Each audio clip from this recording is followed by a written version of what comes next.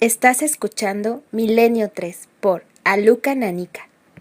Y bueno, lo crucé esa sombra, me ha dejado marcado. Una forma negra, pero que no sé tampoco definir. Estaba subiendo la escalera. Yo te digo que una persona no era. Yo, claro, me quedé, no sé, me asusté mucho. Se oía un llanto lejano, entonces yo subía el llanto de un niño, pero era un llanto, como decirte, de un niño llorando, o sea, era un llanto de a veces desgarrador, otras veces no, y sí que me pareció ver dibujar una silueta, pero vuelvo a repetir, el hecho de ese llanto más sonoro, más agudo, me hizo girarme y ya... Lo que sí pude ver es como si se levantase su brazo y con la mano diciendo ven. De hecho, a mí se me obligó a repetir otra parte comentando que no había pasado nada porque nunca me creyeron. 1:38, 12,6 grados en la Gran Vía. ¿Estáis todos? Nosotros sí, Milenio 3. Katia Rocha, nuestra productora, Carlos Barroso, nuestra voz, Carmen Porter, buenas madrugadas. Buenas madrugadas, Iker. ¿Qué dice el diccionario y la tradición en torno a esa palabra que todavía tanto nos inquieta? Estamos en pleno siglo XXI y hay que ver el arquetipo, el subconsciente, lo que tira todavía. ¿Qué es un fantasma? Una palabra que viene del griego, aparentemente, del griego fantasma o fantasma, y que significa, Carmen, ¿qué significa? Pues la palabra fantasma proviene, como bien has dicho, Iker, de la palabra griega fantasma, que significa visión quimérica, como la que ofrecen los sueños o la imaginación calenturienta, imagen de una persona muerta que, según algunos, se aparece a los vivos. Y también, Iker, según el diccionario de la Real Academia Española, espantajo o persona disfrazada que sale por la noche para asustar a la gente. Sobre el papel, eso sería la definición oficial.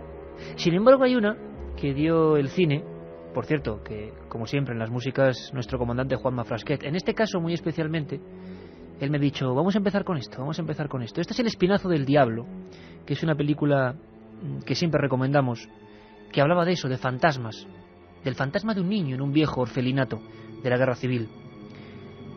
Al inicio de esa película hay otra definición de fantasma, que a todos los miembros de este equipo y a todos los colaboradores nos ha llegado pues muy adentro. La hemos hecho nuestra, ¿verdad, Carmen? Incluso algunos se lo saben ya de memoria. Sí, uno de ellos está luego con nosotros. Federico Lupi, el gran actor, decía al principio de ese film, ¿qué es un fantasma? ¿Qué es un fantasma? Un evento terrible condenado a repetirse una y otra vez. Un instante de dolor, quizá. Algo muerto que parece por momentos vivo aún. Un sentimiento suspendido en el tiempo, como una fotografía borrosa. Como un insecto atrapado en ámbar. Un fantasma. Eso soy yo. La otra realidad. Milenio 3. En la SER. Iba a decir ahora aquello de un fantasma. Eso soy yo, como decía Lupi, pero no porque me toman la frase al pie de la letra y ya algún amigo en el 7640 ha dicho, ¿qué es un fantasma? Tú, diciéndomelo a mí. Cosa que, bueno, yo no sé si es bueno o malo, pero no sé.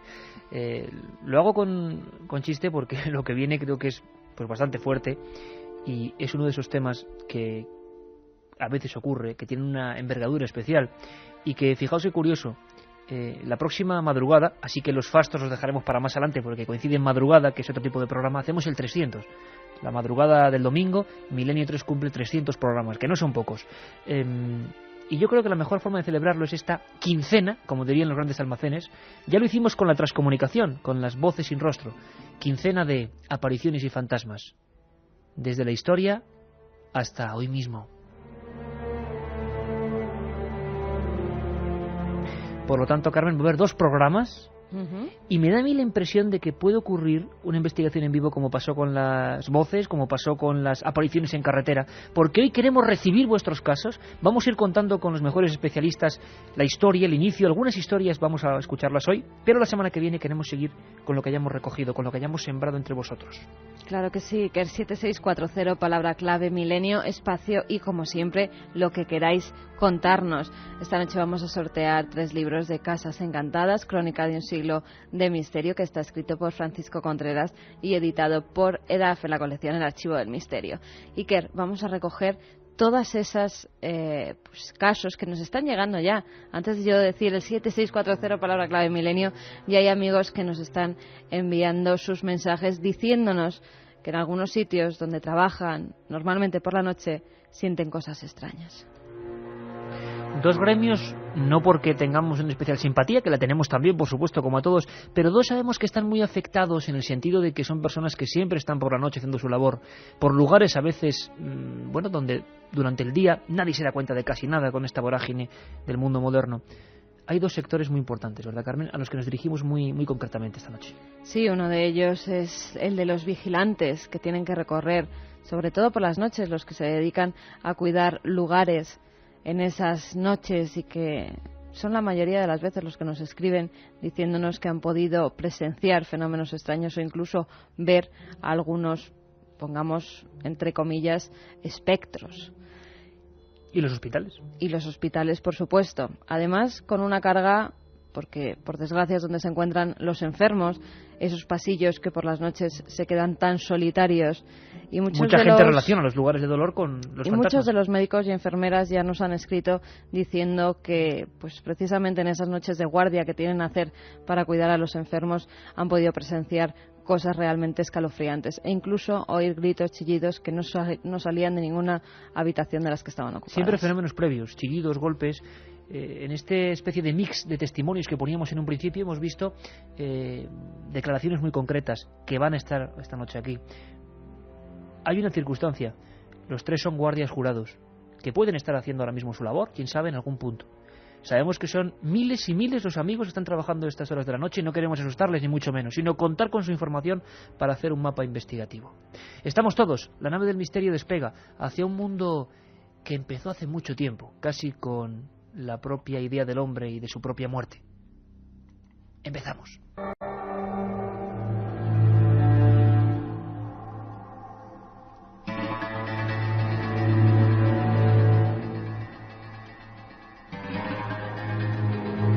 Las más antiguas culturas ya hablaban de ellos. Les dedicaban templos, extrañas ceremonias e incluso áreas prohibidas para el resto de los mortales. Eidolon, Frabasi, Electa, nombres diversos para denominar un fenómeno que hoy conocemos como fantasmas.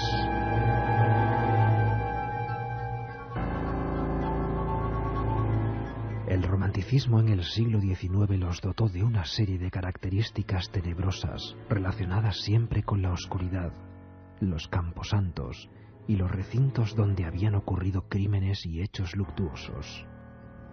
Esa es la imagen que todavía tenemos grabada en el subconsciente. Pero, ¿se corresponde con la realidad?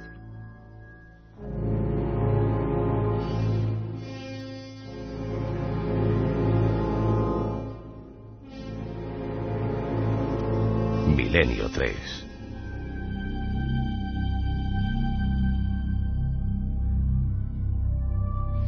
Don Francisco Contreras Gil, buenas noches. El nuevo Harry Price, el Harry Price del siglo XXI. Buenas noches. Buenas noches, Iker. Luego diremos quién es Harry Price.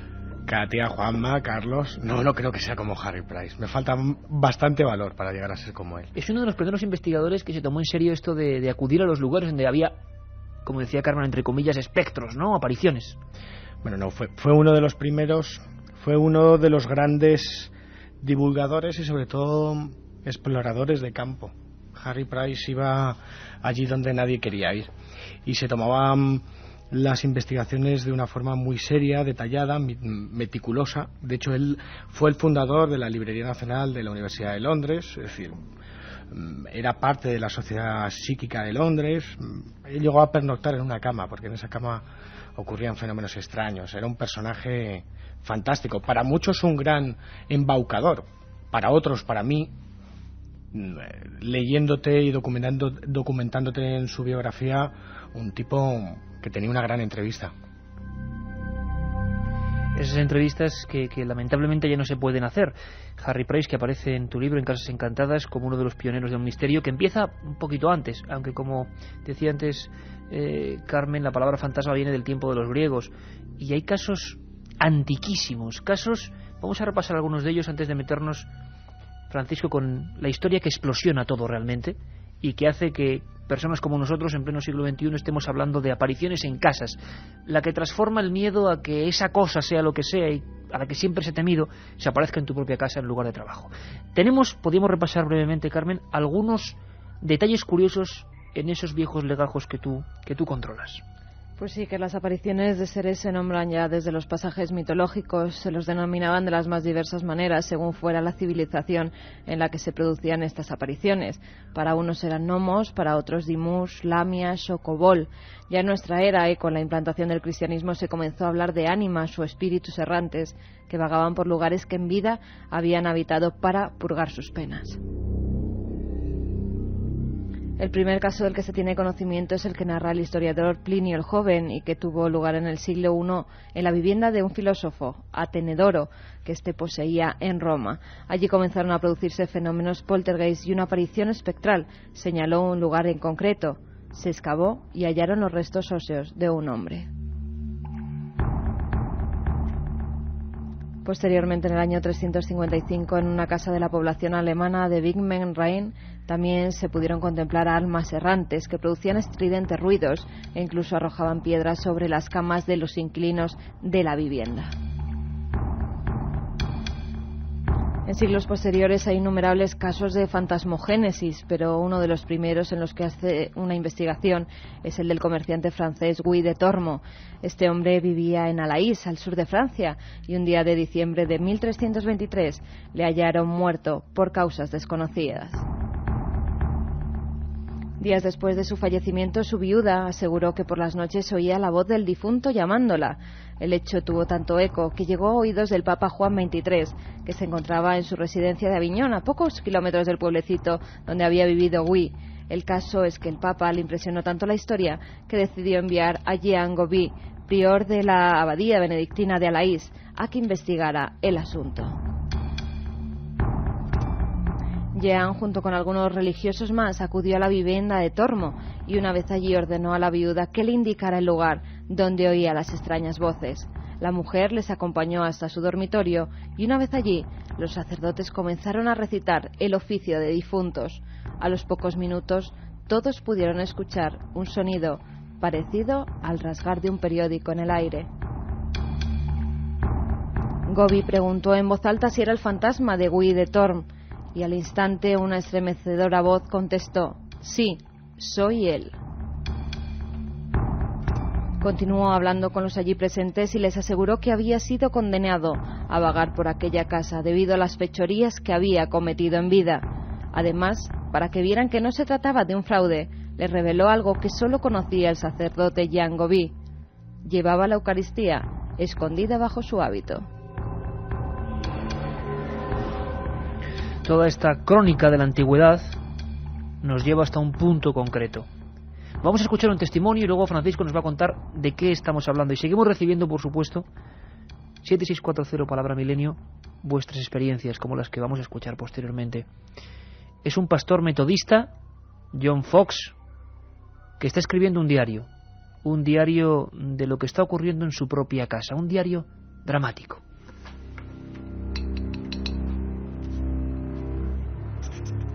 Margareta y Catherine se han trasladado a nuestra habitación por miedo a los golpes. Llevan ya 5 días produciéndose y cada vez con más fuerza. Hasta mi amada esposa, ayer, junto a la escalera, escuchó lo que parecían cadenas arrastrándose y la agónica respiración de un hombre subiendo tras ella. No hemos querido contarlo a nuestras hijas. Pero hoy, sin embargo, ha ocurrido algo que afianza mi fe definitiva en dejar este lugar para siempre. Hemos sido despertados por los golpeteos sobre el muro, claros y secos. Mi hija menor, Catherine, se ha levantado de la alcoba y ha caminado entre la oscuridad. Por unos instantes le ha cambiado el gesto. Ha golpeado con los nudillos en la pared 4 veces. Yo he cogido mi escopeta que desde hace tiempo mantengo en el jergón. Han transcurrido apenas unos segundos y 4 manotazos horribles se han estampado contra el muro, uno tras otro, con gran violencia y como queriendo indicarnos algo. Mi mujer ya no puede más y mis pequeñas han empezado a gritar diciendo que ya estaba aquí otra vez el señor Pezuñas. Que Dios se apiade de nuestras almas. Milenio 3. El fenómeno polémico todavía hoy de las famosas hermanas Fox. Bueno, aquí empieza todo prácticamente en lo que hablamos de casos de apariciones o de espiritismo primitivo, ¿no? Sí, porque es gracias al señor Pezuñas, como ellas le llamaban, cuando se empieza a etiquetar lo que conocemos hoy en día como fantasmas, ¿no? ¿Y empieza un miedo social, Francisco? Empieza un boom social y una atracción más que miedo social, ¿no? Yo creo que ese diario que hizo John cuando se instaló en Hydesville, en la pequeña villa de Rochester, allá por el año 2 de diciembre, creo, de 1847, bueno, debió ser terrorífico, ¿no? Con ese diario... 160 años prácticamente llevamos de este tipo de fenómenos constatados, ¿no? Golpes secos, repetitivos, nadie sabía lo que pasaba. En un principio, junto a ese matrimonio, junto a John y a Margaret, estaban solamente 2 de sus hijas, Margaret y Catherine. Luego se añadió al fenómeno Fox la tercera hermana en discordia, Lea, y además es protagonista de sobre todo toda la parte fraudulenta, de la que hablaremos más tarde.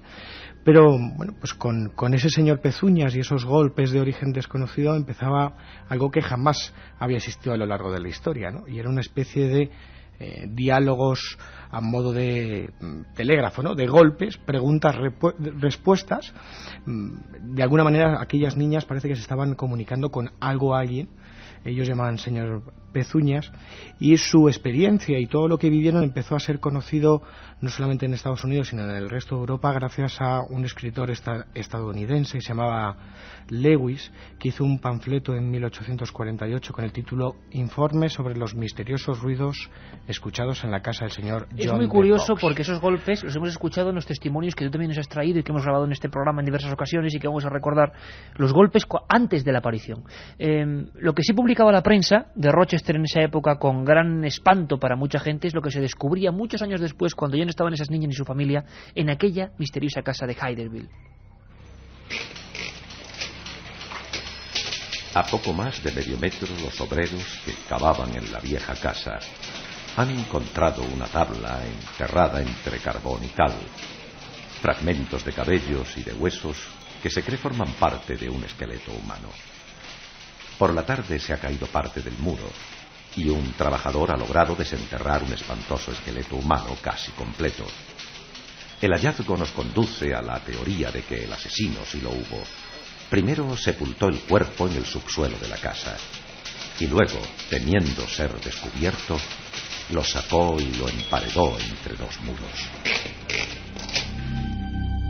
Charles Brian Rosman es el nombre que nos ha quedado para la posteridad de ese buhonero, esa víctima, y ya tenemos el marco idóneo, Francisco, de hecho criminal, casa y fenómenos a posteriori con apariciones. Y sobre todo lo más espectacular, ellas decían que en esas comunicaciones con golpes quien se estaba comunicando con ellas era un buhonero, con lo cual la publicación de esta noticia que surgió a raíz de las investigaciones de Bacard, bueno, fue todo un boom, ¿no?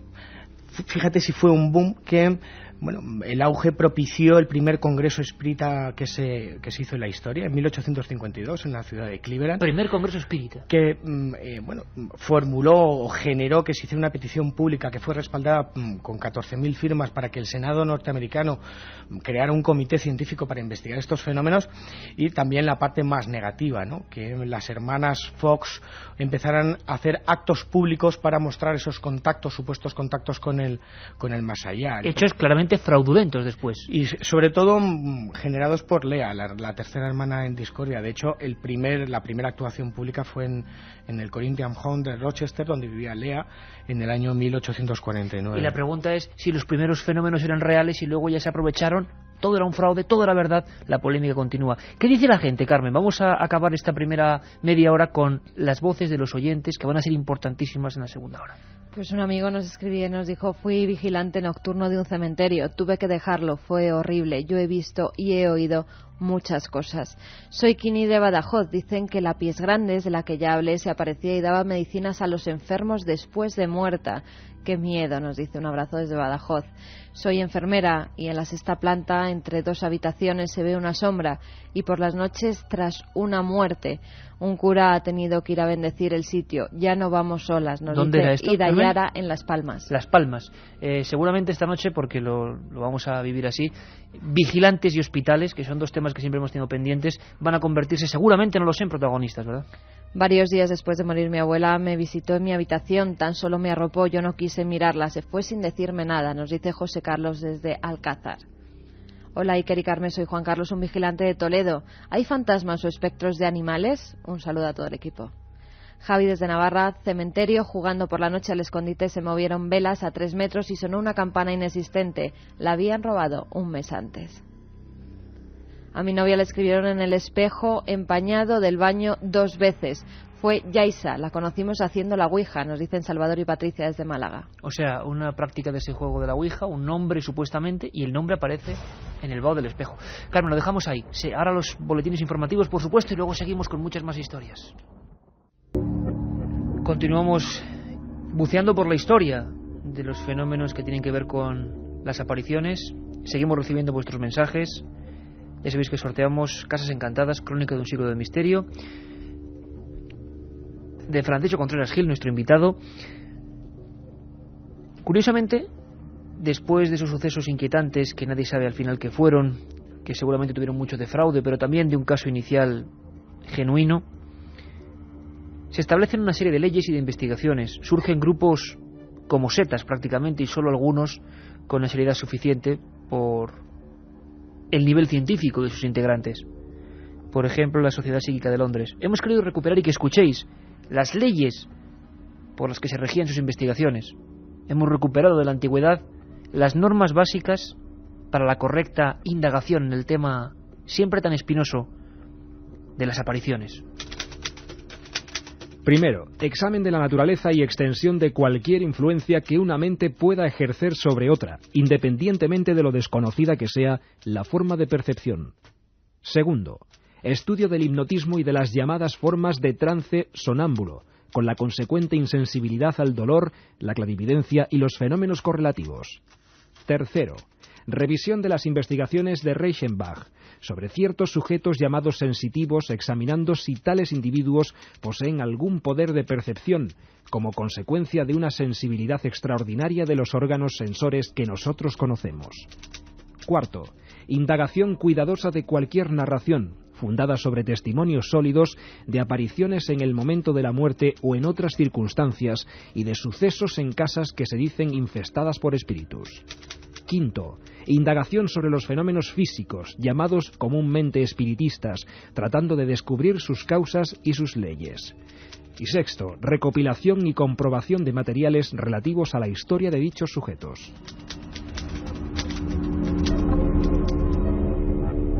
Son las 2:09. Leyes para investigar cosas que siguen ocurriendo hoy en día a personas como cualquiera de nosotros, en noches como cualquiera, como esta misma, por ejemplo. El Times, ni más ni menos, el periódico más influyente, ya en aquella época, daba un aviso cuando menos curioso, que hoy nos parece absolutamente imposible de concebir. Los lectores abrían las páginas en formato sábana y se encontraban con algo sorprendente. Lo escuchamos. Atención, lectores de The Times. Se buscan personas responsables, inteligentes, intrépidas, críticas e imparciales para realizar turnos de observaciones en una casa. Si no saben nada sobre investigación psíquica, mejor que mejor. Los interesados deben dirigirse a la casilla de correos del Box sucursal de Londres, número 53.133, código de correos 85.200. Rectoría de Borley, ese era el lugar, ese era el epicentro. Para muchos, el habitáculo más encantado del mundo, por lo menos así se publicó, Carmen. Es el caso del lugar encantado y con fantasmogénesis más conocido de la historia, tanto por la magnitud de los fenómenos que allí se produjeron como por la cantidad de ellos. El primero en hacerse eco de los fenómenos que allí se estaban produciendo fue el periódico Daily Mirror. En su edición del 10 de julio de 1929 publicaba una breve información en la que se aseguraba que varios testigos habían presenciado figuras fantasmales de cocheros decapitados, una monja o una carroza tirada por caballos que aparecía y desaparecía misteriosamente. Días más tarde ya eran numerosos los curiosos que se reunían en torno a ese edificio de 2 plantas de estilo victoriano y los rumores comenzaron a extenderse como la pólvora.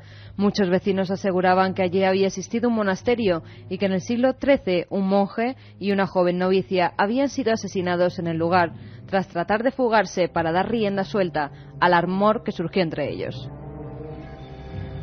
Según se afirmaba, el religioso había sido ahorcado y la chica fue emparedada viva en el edificio. Después, corría la leyenda de que por el lugar se podía ver vagar a una figura fantasmal vestida con hábito. Francisco, el caso más... no sé, ¿qué ha sido de Borley? ¿Sigue habiendo unas ruinas? Hay unas ruinas. Borley, la casa el más... arquetipo, ¿no? La casa más encantada de Inglaterra, yo creo que del mundo, ¿no? Y de ahí nos llega el icono de lo que es una aparición. Fíjate qué ejemplo se coge, una monja, una religiosa. Y más fenómenos, ¿no? Bueno, más arquetipo incluso de caserón encantado. 2 plantas de ladrillo rojo, 23 habitaciones, todo ello un estilo victoriano. Ese gran caso desde que el Daily Mirror saca la noticia, como bien decía Carmen, y bueno, Eric Smith, un sacerdote, empieza a contar toda la serie de fenómenos que ahí ocurren. Campanillas que suenan solas, timbres, una monja, objetos que se mueven como por manos invisibles. Da la impresión, Francisco, que esto nos va a valer para lo que está pasando hoy, lo que están diciendo nuestros amigos, lo que les está pasando hoy a muchas personas que no han tenido la oportunidad de, en un lugar donde se les trate con corrección y con respeto, tal y como están los medios hoy en día, de contar su testimonio, que nadie gana nada contando este tipo de cosas, al revés. Francisco, ahí me da la sensación de que siempre hay una especie de fenómenos previos, ¿no? De fenómenos anteriores, campanillas, golpes, bajadas de temperatura, y que luego se produce esa cosa tan desagradable para quien lo ha vivido, que es la aparición, ¿no? Sí, la fantasmogénesis, como lo llaman los expertos en parapsicología. Lo cierto es que, bueno, ese tipo de apariciones de figuras etéreas, antropomorfas, que deambulan por los pasillos, por los jardines, es el clímax de todo lo que rodea a un lugar supuestamente embrujado, ¿no? Empiezan con pequeños movimientos de objetos, golpes, pequeños fenómenos que nadie les da casi importancia, y poco a poco va increciendo esa fenomenología. Y normalmente las apariciones de fantasmas están asociados a lugares embrujados, es decir, a lo que se conoce como casa encantada, un lugar donde ha habido un acontecimiento truculento, tenebroso, y a lo largo del tiempo diferentes personas han vivido no solamente esa serie de fenómenos, sino la misma aparición de la misma figura. ¿Te ha ocurrido a ti que en alguna ocasión, que para hacer este libro, por ejemplo, que hoy sorteamos, investigando un caso, aunque no lo supieran los que estaban siendo testigos de los fenómenos, indagando en la historia, te encontrases con la misma escena, la misma historia? Diputación de Granada, el padre Benito. Antes de que se instalara allí en 1985 la sede de la Diputación de Granada, en la calle Mesones, antiguamente había sido los almacenes Magdalena y posteriormente en la década de los años 60 los Woolworth, y en todos ellos no solamente había habido fenómenos extraños, sino que algunos de los empleados habían visto figuras antropomorfas, sombras. El fenómeno se resistía, extraña, entonces, sí. y parece encadenado a un lugar por algo. ¿Qué pasaba en Borley entonces? No, en Borley lo que sucede, según descubre Harry Price, porque Harry Price acude allí intentando buscar una explicación, él en aquellos, estamos hablando de principios de siglo, él hace una sesión de Ouija, de espiritismo. Estamos en una época, hay que centrar al oyente, en que luchaba la ciencia contra el espiritismo puro y duro, ¿no? Tú hablabas de un decálogo, poníamos ese decálogo estaba hecho por investigadores de Cambridge, donde estaban Meyers, donde estaba Gurney, es decir, era la Sociedad Psíquica de Londres. Ellos creían que todo era producto de la mente, del ser humano, no se sabe cómo ni por qué. No de la trascendencia, no del más allá. Que no tenía nada que ver con el más allá. Harry Price estaba en esta línea, él pertenecía a la Sociedad Psíquica de Londres, acude allí, entre otros experimentos, hace una sesión de Ouija, y en esa sesión de Ouija surge una extraña leyenda que se va comprobando y constatando, que es que en el siglo XIII ahí había un convento y hay una serie de extraños crímenes. Lo que sucede a partir de ahí es terrorífico, es digno de novela. El sacerdote Eric Smith decide un año después abandonar ese lugar, no puede soportar los fenómenos que está viviendo y ocupa la abadía de Borley Lionel Foster y Marianne, su mujer. Ellos solamente pudieron estar un año. Los fenómenos llegaron a ser de tal virulencia que incluso aparecían pintadas en las paredes, algo espectacular y que yo creo que jamás ha aparecido en... Tipo teleplastia, ¿no? Sí, pero, además con mensajes terribles, ¿no? Que decían, no puedo entender, dime más, por favor, ayuda a Marianne. La situación... Por favor, ayuda a Marianne en una pared. Y nadie sabía quién era tal Marianne. Se materializaban relojes... Sí, Marianne era la mujer del reverendo. Por favor, ayuda a Marianne, perdón. Sí. La situación fue tan descabellada que, bueno, Marianne, presa ya del desequilibrio, decidió junto a su marido, al sacerdote, abandonar el lugar, y ese fue el momento en el que se produce algo que jamás se ha vuelto a repetir, que es que Harry Price pone ese anuncio en el Times, concretamente el 19 de mayo de 1937, reclutando a gente curiosa, intrépida, 48 personas en total, que durante un año y medio constataron y vivieron lo imposible entre esos muros. ¿Llegaron a ver la visión de la monja? Llegaron a ver desplazamiento de objetos, golpes de origen desconocido, en algún caso sombras, pero quizás lo más espectacular vino cuando la casa fue pasto de las llamas. Parece como si hubiese sido una profecía. Una de las pintadas que aparecía en una de las paredes afirmaba que esa casa iba a ser pasto de las llamas. Efectivamente, la casa, cuando era habitada por el capitán Gregson en 1939, se quemó, quizás porque una lamparilla se cayó. Bueno, y cuando estaban reformando todos los cimientos, diferentes periodistas que acudieron a cubrir pues todas las obras de derribo, concretamente el periódico Life, fotografiaron objetos moviéndose, pero jamás una sombra, jamás. No sabemos sombras qué fue. También fueron las que vieron los anteriores inquilinos de 1863 a 1927. Es habitada por la familia Bull, sí. Y ellos sí dicen ver una monja, una especie de monja por el jardín, con un traje bastante luminoso, pero era como un hábito. Además, a la señora Marit, como has dicho antes, Marianne, la llegaron hasta agredir.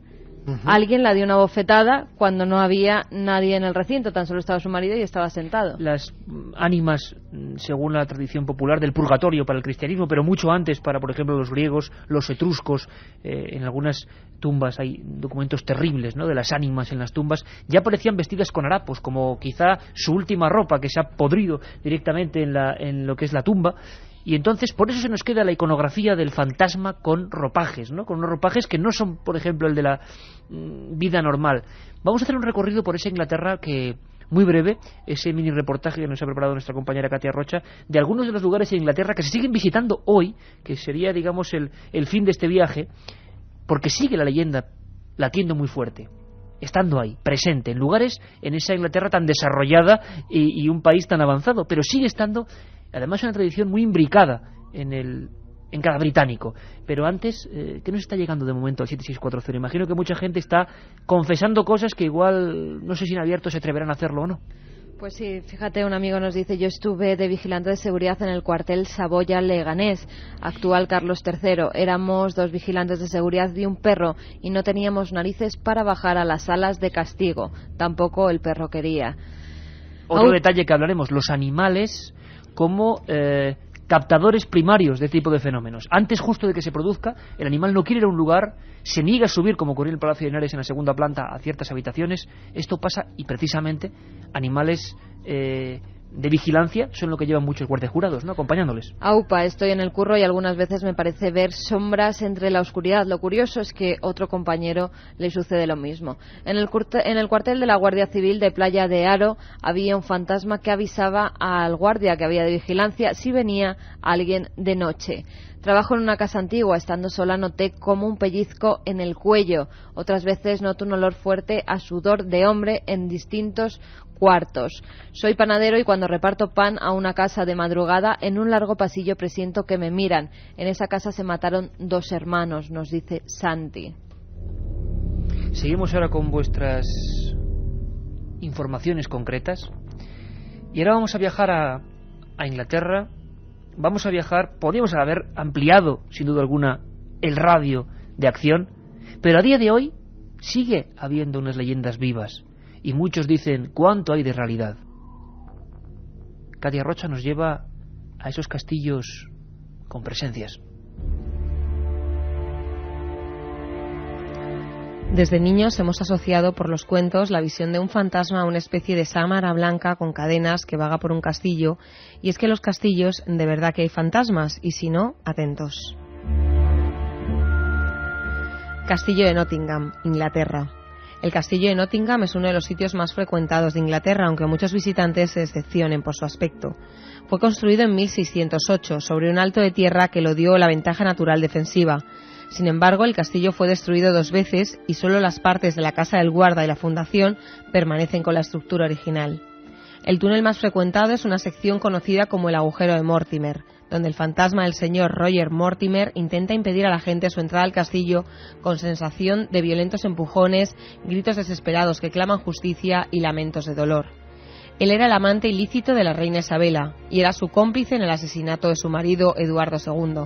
Sin embargo, el hijo del rey, Eduardo III, sospechó de la relación de Mortimer y su madre y accedió al castillo por la red de túneles secretos una noche de octubre de 1330 y les pilló en esa traición amorosa a su padre, el rey. Mortimer fue ahorcado en Londres al mes siguiente y sus restos fueron abandonados para pudrirse sobre la puerta de Tyburn. Hoy en día puede intentar suerte por el agujero de Mortimer, ya que los túneles de Nottingham y pasos bajo la ciudad están abiertos al público. Nosotros desde aquí no se lo recomendamos, sencillamente terrorífico.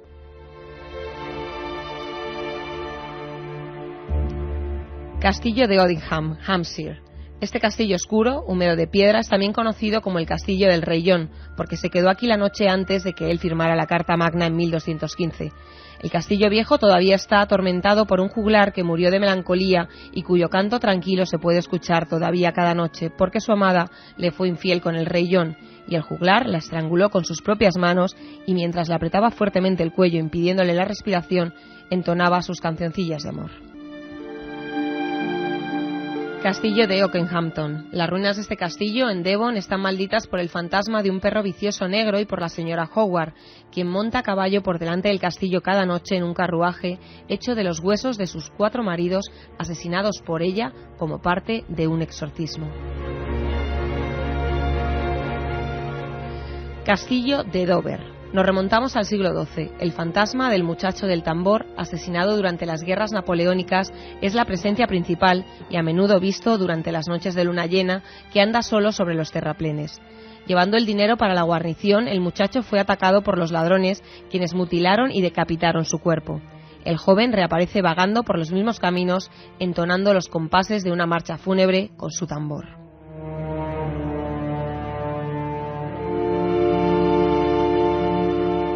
Milenio 3. Un buen lugar esos castillos que ha visitado Katia Rocha para que Juanma Frasquet se inspire, por ejemplo, ¿no? O Javier Rodríguez, o Carlos Nicolás, que también hace sus composiciones.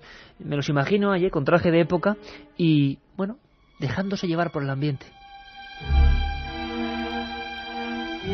7640, porque están llegando, siguen llegando y os prometemos que vamos a ponernos en contacto con muchos de vosotros porque queremos saber y escuchar esos testimonios. Blanca nos dice: soy enfermera en la 4ª planta de un hospital de Sevilla. Se escuchan voces y se encienden luces. Curiosamente, es donde se hacen las donaciones de órganos. Soy vigilante en Barcelona y hace un tiempo, cuando hago la ronda a la misma hora, escucho una risa de crío. Y la verdad, aunque me da miedo, esa risa es dulce.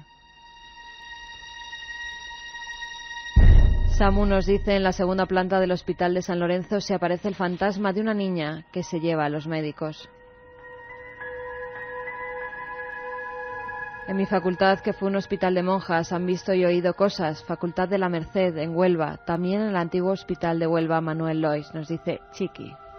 Sobre el hospital en concreto, Manuel Lois, he recibido yo varias comunicaciones y lo curioso, por diverso caudal. Francisco, vamos a empezar con el tema de los vigilantes, aunque también invitamos a cualquier trabajador o no trabajador, diurno, nocturno, porque esto parece que... Sí que es cierto que por la noche, ¿qué será? ¿Que estos fenómenos sea lo que sean, se producen más, o que las personas que están más solitarias y con todo el entorno para ellos para fijarse mejor? Hombre, no lo sé. No tengo la respuesta. Lo que sí está claro es que, por ejemplo, por las noches... Pero en cuanto a casuística... En cuanto a casuística, los vigilantes, por ejemplo, un edificio por las noches, se percatan absolutamente de todo. Hay un silencio total, hay una tranquilidad total, y cualquier cosa fuera de lo normal les llama la atención. Hablábamos de fantasmas, hemos hecho un salto en el tiempo, ya no quedan fantasmas de los de antes. Ya no está Florence Cook y el fantasma de Katy Kane, ya no están las materializaciones de Eusapia Paladino.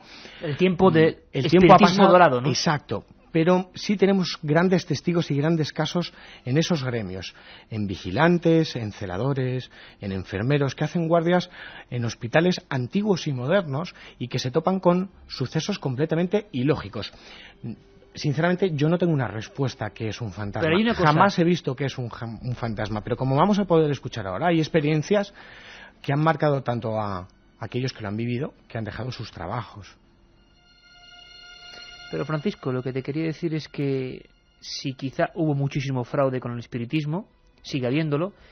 Una cosa es personas que supuestamente invocan, y otra cosa es esta gente que está haciendo su oficio, que no quiere meterse en camisa de once varas. La inmensa mayoría no creía en estos temas y de repente se lo encuentra.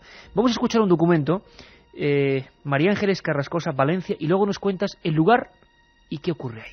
Se oía un llanto lejano, entonces yo subía el llanto de un niño, pero era un llanto, como decirte, de un niño llorando, o sea, era un llanto de a veces desgarrador, otras veces no, porque al oír el llanto, claro, ahí no había nadie, no habían críos, no había nada, ¿cómo yo podía estar escuchando eso? Yo subí a la segunda planta, que era donde me parecía que provenía, no había nadie, yo había hecho la ronda hacía unos momentos, yo no había visto nada, ni había oído nada, entonces me extrañó, ahí no había, por supuesto, nada, no habían camas, no había nada, y el llanto salía de ahí. Me extrañó, al principio pensé que igual eran mis imaginaciones de lo que había oído comentar a mis propios compañeros que nunca volvían. Sí que me pareció ver dibujar una silueta, pero vuelvo a repetir, el hecho de ese llanto más sonoro, más agudo, me hizo girarme, y ya cuando me volví a girar, porque oí pasos, los pasos ya habían desaparecido. Esta vez hasta mi animal, desde luego lo notó. De hecho, a mí se me obligó a repetir otra parte comentando que no había pasado nada porque nunca me creyeron. Yo lo que siento es que no lo crea la gente porque hay que vivirlo para creerlo.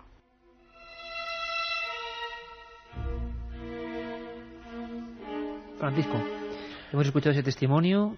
¿Qué es lo que ocurre? Hay que vivirlo para creerlo. Bueno, el fantasma de la mujer vestida de rosa, así era el titular de Las Provincias en marzo de 1990. Es el hospital, la antigua maternidad conocida como La Cigüeña, en el Paseo de Alameda, en la capital del Turia. Ahora, actualmente, es la Consellería de Bienestar Social. Un lugar prototipo de esos inmuebles, edificios donde deambulan, divagan, damas blancas o damas rosas.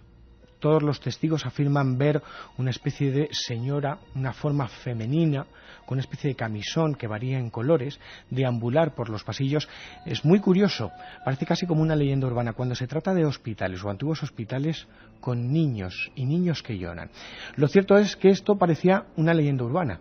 Y yo le tengo que dar las gracias desde aquí a María Ángeles Carrascosa, no solamente por contar algo que jamás había contado a ningún medio de comunicación en esta investigación de Milenio 3, sino sobre todo por poner encima de la mesa algo que viven muchos de los vigilantes y guardias de seguridad, que es la censura de este tipo de fenómenos. Es mejor nunca contar nada de lo que pasa.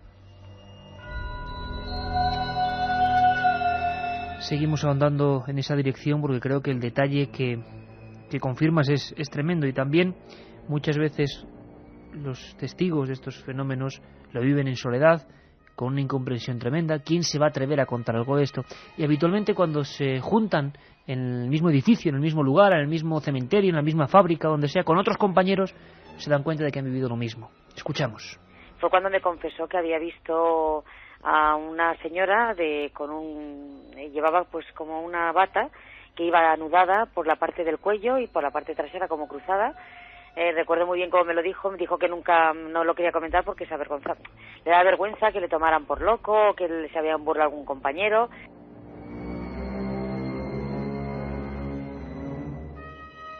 La otra realidad. Milenio 3. En la SER. 2:31, 7640 para vuestros testimonios. 6 del gremio de vigilantes, de hospitales, de cualquier otro.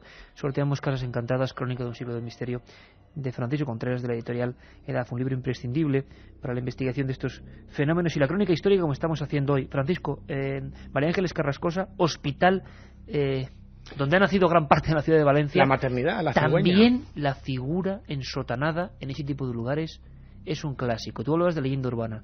¿Cuándo estos fenómenos, cómo podemos diferenciarlos de la leyenda urbana? Luego vamos a hablar de leyendas urbanas que están corriendo en Internet y cómo salvarnos. Aquí siempre es tener un documento, una persona, un nombre, un apellido, para quitarnos unas leyendas que están siempre cercanas a estos sitios, ¿no?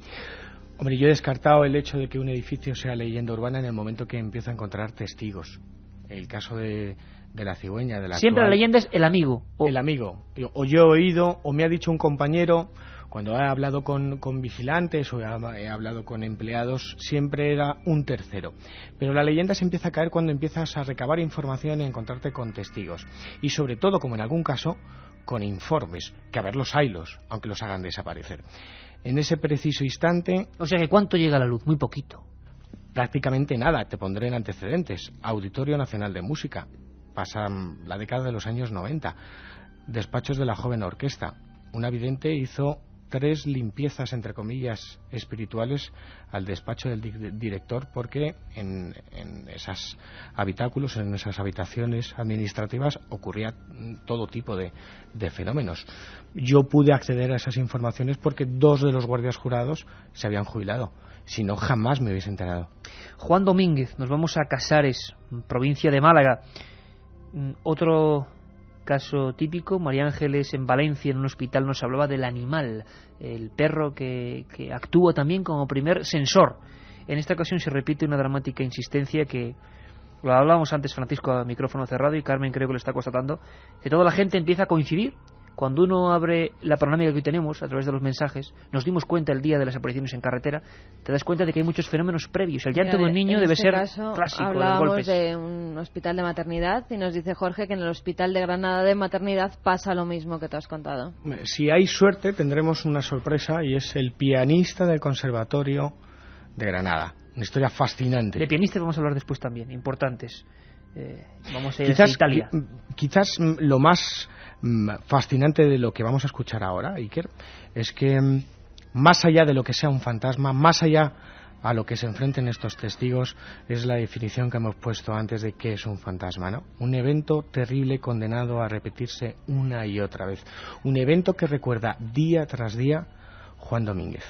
Unos pasos alrededor de mi cabina como si golpearan por fuera la cabina, los cristales, retumbaba y bueno, salí, no encontré a nadie, me volví otra vez a meter para adentro y cuando me metí para adentro, de nuevo otra vez los mismos pasos, los mismos sonidos, todo. Parecía como si material de la obra cayese, repentinamente uno, otro y bueno, salí ya atemorizado porque al no ganar pues me dirigí hacia donde excusaba yo eso. Bajé por la parte baja de la obra, había un portal como un arco y ahí arriba había una luz que me enfocaba, pero lo que había dentro de ese portal no enfocaba nada, no había luz de ningún tipo, nada de nada.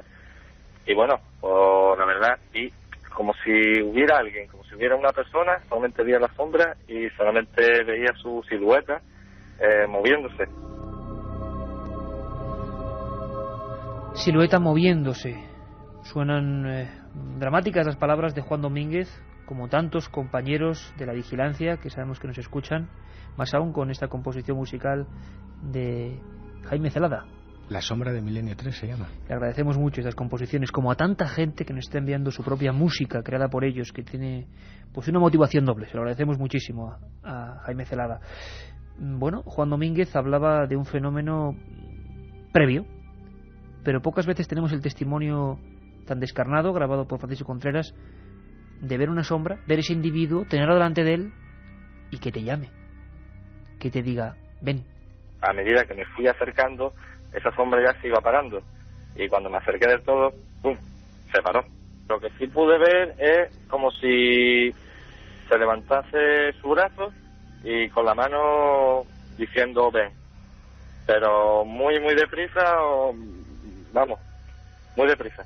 La sombra me decía ven. Yo fui, y cuando yo fui, pues se paró ya totalmente ya, quieto, y bueno, lo crucé esa sombra, ya una vez ya arriba ya de la escalera, que comunicaba con una escalera, arriba, miré para atrás y ya no había ninguna sombra, ni había nada de nada. Me ha dejado marcado.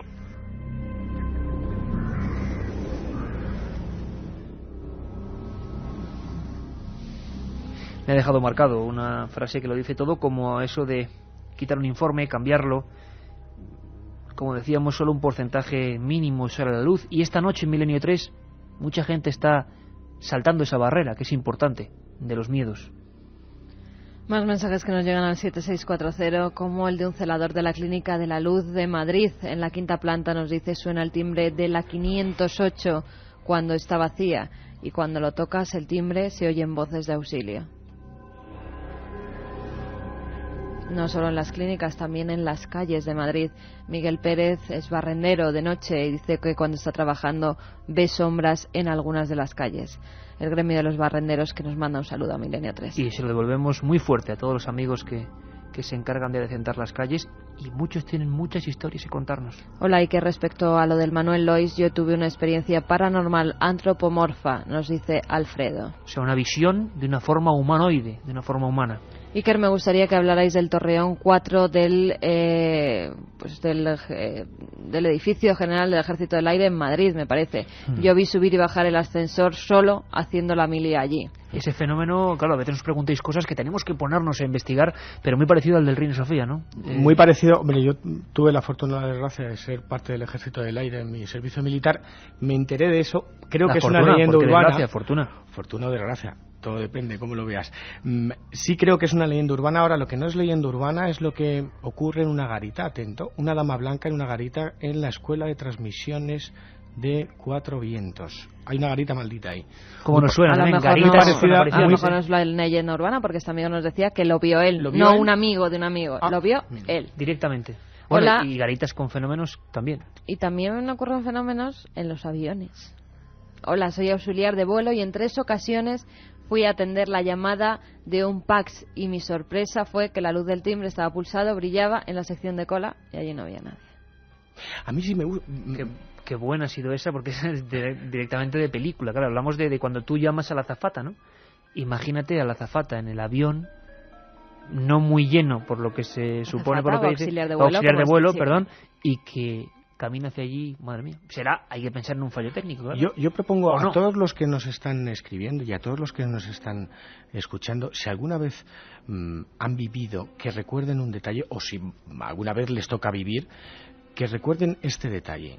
Cuando tengan ese fantasma, entre comillas, cara a cara, que cierren los ojos, porque hay algo muy significativo. Puede que cierres los ojos y no lo veas, con lo cual es material. Puede que cierres los ojos y lo sigas viendo, con lo cual es mental. Mental, inmaterial, imaginado, soñado, quién sabe. Hoy en día los medios digitales nos permiten capturar el éter, el ambiente, una fotografía, lo que es casi mágico si lo pensamos bien, capturar ese momento que ya no volverá jamás. A Alonso Ibarrola le pasó una cosa sorprendente en Italia, de la que ya casi nos hemos olvidado y que tiene tanta amiga que va a ser origen de un libro, ¿no, Carmen? Pues sí, que José Manuel Alonso Ibarrola es un periodista, lleva muchísimos años en la profesión, un periodista escéptico, completamente serio. Se va a hacer un reportaje a Italia junto con una fotógrafa que le acompaña. Y en ese momento, cuando están haciendo el reportaje fotográfico en la casa de Verdi, en la sala en la que está el piano, donde Verdi dormía y componía, hacen varias fotografías, y de las 5 fotografías que hacen sobre el piano, en la tercera de ellas surge una extraña forma. Una mano que luego, al ser analizada con mayor detenimiento esa fotografía, ven que no solo es una mano, sino también un cuerpo. Vamos a escuchar esta historia, que puede tener todo tipo de interpretaciones, en la voz de los protagonistas cuando hacían ese reportaje, nada que ver con fantasmas, sobre el centenario de Giuseppe Verdi. Entonces nosotros nos fuimos a Milán, estuvimos donde está enterrado, junto a su mujer y fuimos a Busseto, que es un pueblecito que se encuentra a 60 kilómetros de Milán. Yo ya la conocía, ya había pedido la autorización correspondiente porque no la dan muy fácilmente a la familia de Verdi y los descendientes. Y en este Valle Verdi, Blanca Berlín, que ahora me gustaría que estuviera hablando conmigo aquí, con su trípode recorrió los jardines, la casa, habitación por habitación, y en cada habitación sacaba 5 o 6 diapositivas. Entonces, en un momento determinado, llegamos a la habitación donde él dormía y tenía su piano, que componía también allí. Allí compuso la Traviata, exactamente. Y hizo las fotografías del piano. Y al terminar el trabajo nos volvimos a Milán y luego nos volvimos a Madrid. Y ella, como acostumbra como todo profesional, mandó al laboratorio, a un buen laboratorio de Madrid, a revelar las fotografías. Cuando sería su sorpresa, 15 días más tarde, que descubre que en la tercera diapositiva del 5 del piano había una inquietante mano.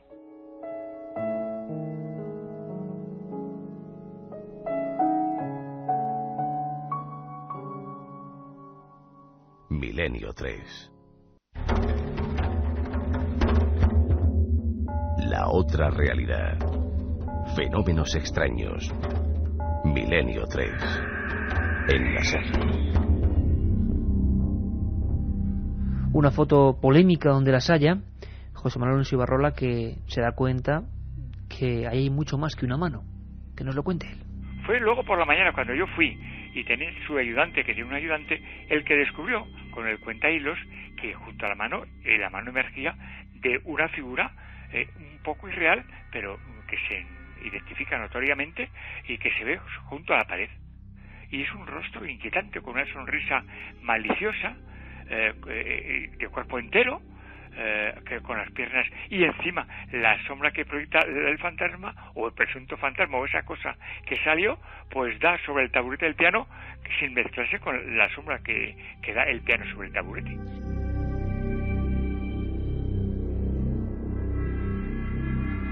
Y al final, análisis a favor, gente que ha dicho cosas a favor, en contra. Lo que tenemos son análisis concretos de casos importantes. Lo que está claro es que no es un fraude, según han dicho todos los laboratorios que analizaron las imágenes. La diapositiva. Efectivamente. Además, vamos a ver, un periodista que lleva 25 años dando seriamente información, una fotógrafa que lo mismo, lleva toda su vida publicando con los mejores medios. ¿Con qué sentido hacen un fraude de un fantasma en la casa de Verdi? Es absurdo, es completamente absurdo.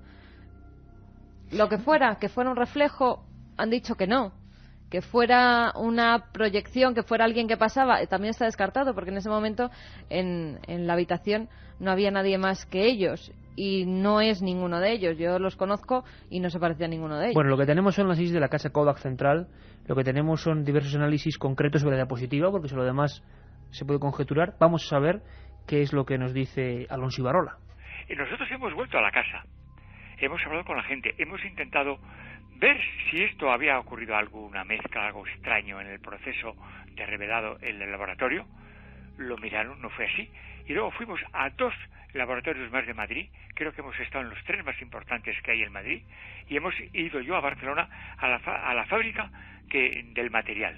Lo examinaron y nunca han podido darnos con satisfacción una explicación o una aclaración lógica, técnica o científica.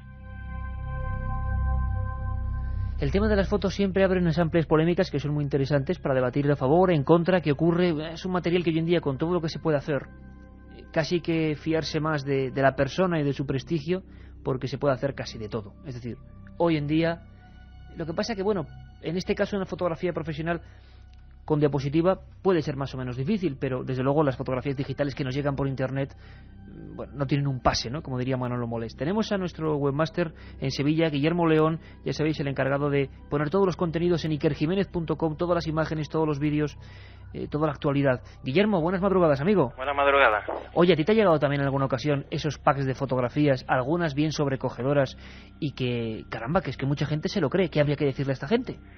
Hombre, desgraciadamente el fraude es una cosa, es algo latente y mucho, sobre todo en internet, ¿no? Entonces nos encontramos con gran variedad de fotografías y vídeo y de psicofonía y de material que es relacionado con el mundo paranormal y que, bueno, tiene un origen un tanto dudoso. Hoy en día podemos hacer prácticamente de todo con varios sencillos programas al alcance de todo el mundo y lanzar esas imágenes también con gran rapidez a todo el mundo, algo soñado por los espiritistas antiguos, por ejemplo, y decir, mira, aquí hay un fantasma, ¿no? Exactamente. Pues hoy día prácticamente, como tú bien dices, se puede realizar pues cualquier cosa con un pequeño programa informático y con unos mínimos conocimientos, ¿no? Desgraciadamente, bueno, pues esto está ocurriendo y además ahora, hoy día mucho, a raíz del auge de Internet y de los medios digitales, por ejemplo, como las cámaras digitales, ¿no? Que hoy día, bueno, pues abunda mucho el material, pues, de extrañas figuras, extrañas trazas, extrañas esferas, ¿no? Esferas también, otro clásico. ¿Cuáles serían los clásicos, Guillermo? Hay una foto, por ejemplo, que creo que todos tenemos en mente, que hemos recibido alguna vez por internet, que es una niña sin piernas, con una muñeca, creo, del brazo, en el pasillo de un hospital. Está muy bien hecha en el sentido de que tiene arquetipos que, como estamos viendo esta noche, nos llegan a todos muy profundo. El hospital, la niña y la aparición que nos mira directamente o que nos llamaba, como decía Juan Domínguez. Esa, por ejemplo, hay que decir que es un fraude clarísimo, ¿no? No, esa es un fraude clarísimo y además tiene sus variantes en Internet. Correspondería más ya al terreno de la leyenda urbana, ¿no? Ese caso que vosotros comentáis, pues verdaderamente la foto es terrorífica y, bueno, siempre digamos que el fraude o la transmisión de este tipo de fotografías puede ser voluntariamente con estos llamados, pues estas cadenas de transmisión de correos, ¿no? De email, pues pásalo y lógicamente pues se va extendiendo, ¿no? Hay una variante de esa fotografía que es, bueno, esta es la que hemos hablado, es el pasillo de un hospital, y esta variante también pues cerca en un bosque donde también aparece una chica translúcida que no se le ve las piernas y que, bueno, la leyenda pues comenta que busca a la persona que la mató para vengarse, ¿no? Es algo, bueno, que podemos ver mucho y metiéndonos en un buscador en internet y tecleando simplemente la palabra fantasma o cualquier otro tipo. ¿Habría algún sistema, Guillermo, para defendernos de esos fraudes o por lo menos mínimamente para saber hasta qué punto de vista me están engañando? O lo mejor es pensar que, mira, si te llega por internet de alguien que no conoces y demás, ni preguntártelo, ¿no? Lo mejor es esa opción, mejor ni preguntárselo. Pero lógicamente hay que ponerse al día de las técnicas que existen en montaje fotográfico, ¿no? Y hay técnicas para descubrir si una foto es fraudulenta o no. Desgraciadamente, bueno, pues antes teníamos las cámaras fotográficas normales, podíamos recurrir al negativo y podríamos salir prácticamente un gran porcentaje pues de la duda, ¿no? Pero hoy día los negativos no existen, nos tenemos que remitir a tarjetas digitales, a resoluciones y, bueno, casi siempre cuando llegamos a analizar una fotografía nos encontramos con fotografías de baja resolución, con determinados detalles que aparecen un poco oscuros. De móvil incluso, ¿no? De móvil incluso. Y yo creo que, bueno, hoy día igual que hay medios para realizar estos fraudes, hay medios para, digamos, un poco desenmascararlo. Cada día es más difícil, también hay que decirlo, y las técnicas cada día son más refinadas, incluso ya en edición de vídeo se pueden hacer verdaderas maravillas, pero claro, hay que estar siempre, digamos, al pie del cañón de las técnicas para distinguir este tipo de fraude, ¿no?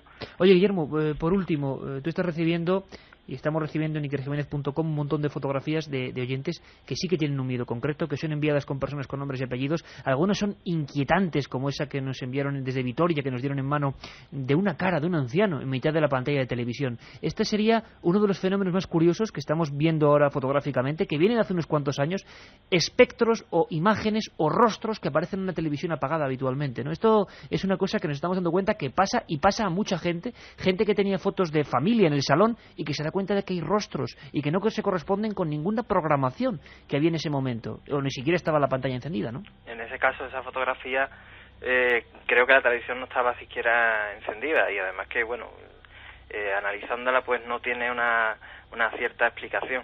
Sí es verdad que, bueno, que a través de la página web pues estamos recibiendo cantidad de material que también hay que decirlo, en muchos casos, en un gran porcentaje, pues son errores de interpretación, ¿no? Pues bueno, por lo que hemos comentado, pues por el auge de que, bueno, hoy día una cámara digital es algo casi común, igual que un móvil, y bueno, pues cualquiera hoy día puede sacar una foto y por extraño, cualquier detalle extraño que parezca, pues puedes hacernos pensar que sea un fantasma o que sea cualquier origen paranormal, ¿no? O sea, que una llamada de prudencia a toda la gente y Por que, supuesto. por favor, los fenómenos... Sí hay fotografías antiguas interesantísimas, de las que hablaremos, si os parece, la próxima semana. Fotografías de espectros supuestamente reales, cuando no había medios digitales. Sobre todo, Guillermo, eso, la llamada de alarma y la atención a todos los amigos de Internet, que no os den gato por liebre, y todo lo que viene en Internet así suelto en imágenes, fíjate qué espectro más terrible, sin datos, sin documentos, sin informes, no vale absolutamente de nada. Espero que sirva para algo esta aclaración. Un abrazo muy fuerte, Guillermo. Un abrazo. Vamos con más mensajes que nos llegan al 7640, ya sabéis, palabra clave milenio. 29 del 9 del 2003, 9 personas vimos una sombra negruzca deambulando en la sala 2 del cine de la calle Montpou de Barcelona. Todos se avergüenzan. Os envío información, nos dice Miki. Por favor, tenemos dos vías: milenio3 con número @cadenaser.com, que suele colapsarse muchas veces, contenidos @ikerjimenez.com, milenio3 @cadenaser.com con número, contenidos @ikerjimenez.com, para cualquier información de este tipo, porque la semana que viene queremos escuchar vuestras voces. Hola, me llamo Fran y soy militar en el cuartel general del aire, y hace años un suboficial vació un cargador de pistola porque vio algo por uno de los pasillos. Hola, soy Antonio de Valladolid y en un centro comercial en el que trabajo detectamos por la cámara una sombra que entraba en los aseos. Nos acercamos y allí no había nadie. Testimonios que podrían ser, por ejemplo, el de Mercedes Soto en Follos, una visión como tantas otras que a veces son guardadas en silencio. En esta ocasión la testigo quiso hablar con nosotros. Pues nada, yo esta noche entraba a trabajar a las 8 y bueno, cuando iba andando hacia adelante, pues de repente vi que se encendían las luces de enfrente del laboratorio. Y claro, me extrañé y me arrimé. Yo estaba cerrado porque es lo primero que tenemos que hacer cuando llegamos al servicio, comprobar que la puerta del laboratorio está cerrada, que las luces están apagadas, y estaba cerrada y con las luces apagadas. Y nada, entonces me arrimé y fue cuando, no sé, vi una forma, las luces estaban encendidas, vi una forma negra, pero que no sé tampoco definir. Estaba subiendo la escalera. Yo te digo que una persona no era. Yo, claro, me quedé, no sé, me asusté mucho. Quiero decirte y que esto fue sobre las 8:30 de la tarde. Quiero decir que no es producto del cansancio, como se ha dicho, porque era temprano, era nada más empezar a trabajar. Me fui hacia adelante, ¿no? Eso está nada más entrar a la fábrica. Y yo lo que hice fue correr calle abajo. Y me escondí ahí por detrás de unas cajas que hay de hierro en medio de la calle, y me escondí ahí hasta que vi a Jesús, y entonces ya salí. Se escondió hasta que vio un compañero. Nos imaginamos un momento los segundos que tiene que pasar a esa persona que ha visto algo y que por el miedo tiene que ocultarse. La descripción de este caso en Follos, Valencia, es clara y concisa. Lo que comento, yo mido 1,70, pues me pasaba a mí por lo menos, no sé, yo qué sé, 1,90 o una forma grande. Yo vi una figura que yo no veía, pero ni pies, ni manos, ni cara. Yo digamos que lo vi de espaldas, es que tampoco sé cómo definirlo. Y yo, además es que ya fueron segundos, yo fue ver eso y es que no sé, me asusté mucho, la verdad. Yo nunca me había pasado nada parecido y espero que nunca me pase. Llega un momento en que dices, bueno, voy a contarlo por lo menos con gente seria y que yo que sé, que se oiga de mi voz, para que sepan que lo que pasó y punto, que yo no sé lo que era y ojalá todo tenga explicación y me lo puedan explicar. Que muchas gracias a vosotros por tratarme también tan bien y con tanto respeto. De eso es lo que se trata, Francisco. Da la sensación de que es que casi es la misma figura en diferentes sitios.